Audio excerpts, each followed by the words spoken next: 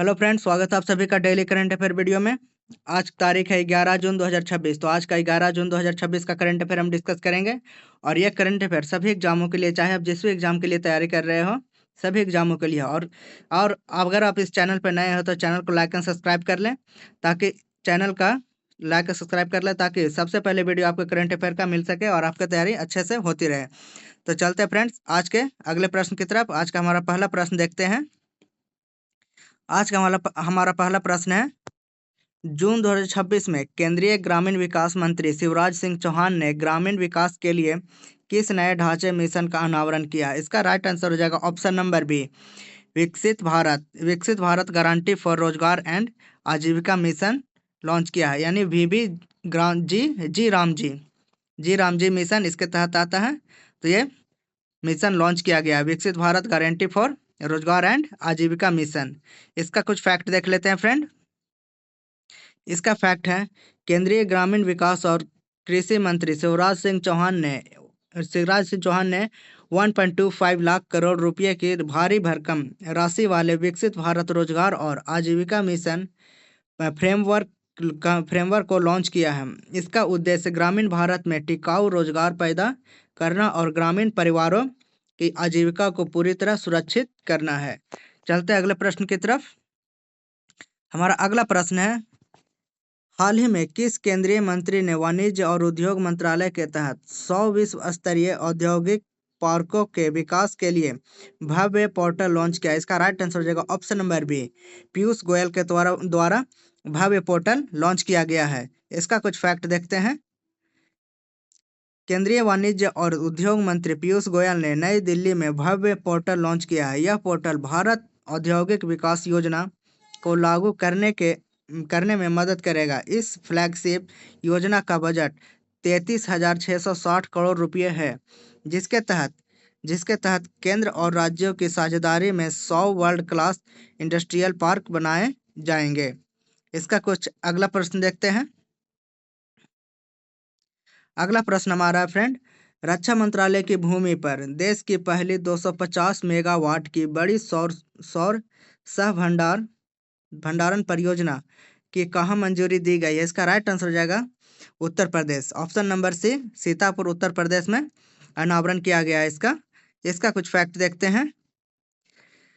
रक्षा मंत्री राजनाथ सिंह ने उत्तर प्रदेश के सीतापुर में सैन्य छावनी क्षेत्र की 850 एकड़ खाली रक्षा भूमि पर 250 मेगावाट सौर ऊर्जा परियोजना लगाने की मंजूरी दी है।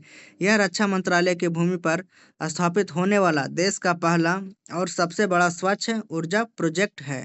अगला क्वेश्चन देखते हैं फ्रेंड।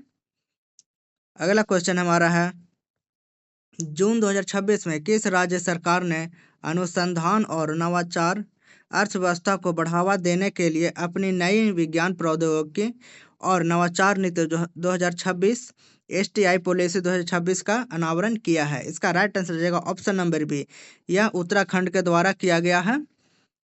इसका कुछ फैक्ट देखते हैं। उत्तराखंड के मुख्यमंत्री पुष्कर सिंह धामी ने राज्य में रिसर्च को बढ़ावा देने के लिए STI नीति 2026 की शुरुआत की है। इस नीति के तहत राज्य प्रशासन और चिकित्सा के क्षेत्र में आर्टिफिशियल इंटेलिजेंस और ड्रोन के उपयोग की निगरानी के लिए एक उच्च स्तरीय सलाहकार निकाय भी गठित किया जाएगा। यह उत्तराखंड के द्वारा किया गया। उत्तराखंड के मुख्यमंत्री हैं शिवराज सिंह चौहान। चलते अगले प्रश्न की तरफ।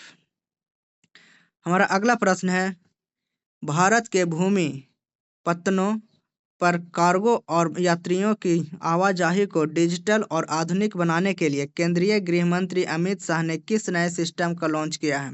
इसका राइट आंसर हो जाएगा ऑप्शन नंबर सी, LPMS विनिमय सिस्टम लॉन्च किया गया है। इसका कुछ फैक्ट देखते हैं।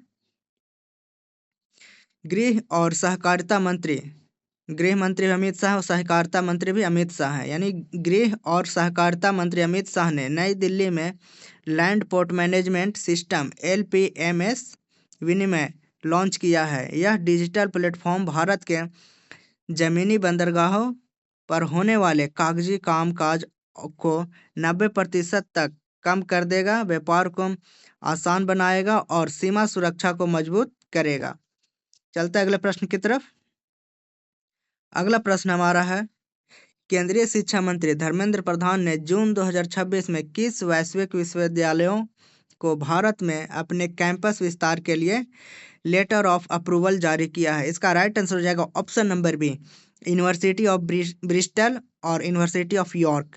ये दोनों यूनाइटेड किंगडम के यूनिवर्सिटी हैं। ऑप्शन नंबर बी हो जाएगा, राइट आंसर हो जाएगा यूनिवर्सिटी ऑफ ब्रिस्टल और यूनिवर्सिटी ऑफ यॉर्क। इसका कुछ फैक्ट देखते हैं।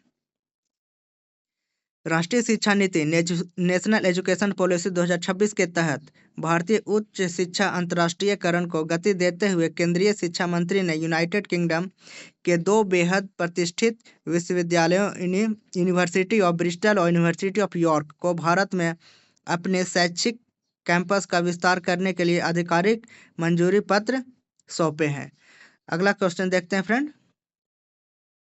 अगला क्वेश्चन हमारा है, भारत के इजी कनेक्ट मॉडल के तहत अंतर्राष्ट्रीय उड़ानों के लिए उड़ने वाला देश का पहला शहर कौन सा बन गया? इसका राइट आंसर हो जाएगा ऑप्शन नंबर ए, वाराणसी इसका पहला शहर बन गया है। इसके तहत नागरिक उड्डयन मंत्री राजमोहन नायडू ने घोषणा की है कि उत्तर प्रदेश का वाराणसी शहर भारत के इजी कनेक्ट मॉडल में शामिल होने वाला पहला शहर बन गया है।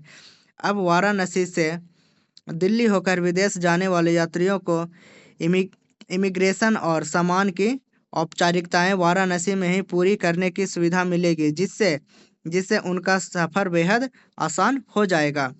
अगला क्वेश्चन देखते हैं। अगला क्वेश्चन हमारा है, विदेशी मुद्रा प्रवाह को बढ़ाने और डॉलर की तरलता में सुधार के लिए भारतीय रिजर्व बैंक ने जून 2026 में प्रवासियों के लिए कौन सी विशेष सुविधा शुरू की है? इसका राइट आंसर हो जाएगा ऑप्शन नंबर बी, यूएसडी रूपी फॉरेक्स स्वैप सुविधा। यूएसडी रुपीज फॉरेक्स स्वैप सुविधा लॉन्च किया गया है। इसका कुछ फैक्ट देखते हैं। इसका फैक्ट, विदेशी मुद्रा भंडार को मजबूती देने के लिए आरबीआई बैंकों को सितंबर 2026 तक 3 से 5 वर्ष की परिपक्वता वाली यानी forex currency non residence bank deposit जुटाने की विशेष छूट दी गई है। इसके तहत बैंक इन जमाओं को रियायती शर्तों पर आरबीआई के साथ स्वैप कर सकेंगे, जिससे उन्हें विदेशी मुद्रा विनिमय दरों में उतार चढ़ाव का जोखिम नहीं रहेगा। अगला क्वेश्चन देखते हैं। अगला क्वेश्चन हमारा है, स्वीडन के think tank Stockholm International Peace Research Institute द्वारा जून 2026 में जारी वैश्विक हथियारों और सुरक्षा की वार्षिक रिपोर्ट का क्या नाम है? इसका राइट आंसर हो जाएगा option number B, SIPRI yearbook 2026। इसका नाम दिया गया सिप्री ईयरबुक 2026। इसका कुछ फैक्ट देखते हैं।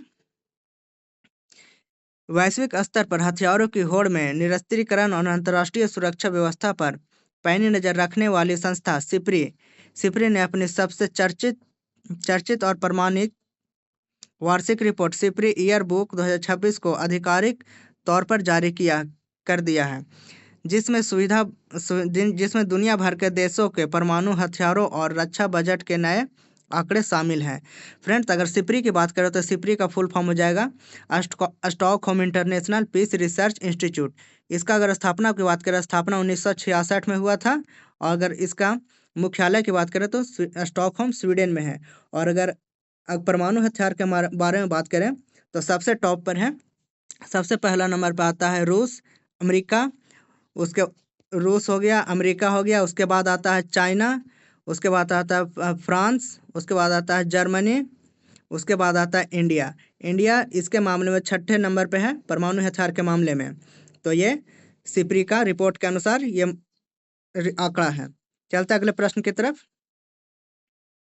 अगला प्रश्न हमारा है, अंडर 13 आयु वर्ग में वर्ल्ड नंबर 1 रैंक हासिल करने वाले भारतीय टेनिस खिलाड़ी कौन बनी है? इसका राइट आंसर हो जाएगा ऑप्शन नंबर बी, सृष्टि किरण। यह सबसे कम